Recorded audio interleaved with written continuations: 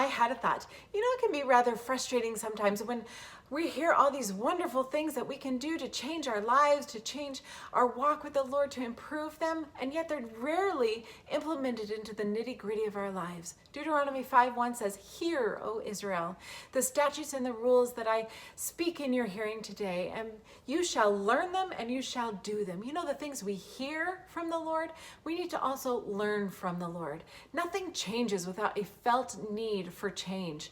We need to be committed to implement everything that the Lord tells us to do in order to change. And then what we learn, we must also do.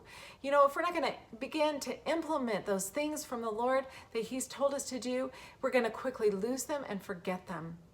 So what has the Lord told you need to change? My encouragement to you is to learn it. Learn what the Lord is telling you to do. And then do them. Make it part of who you are.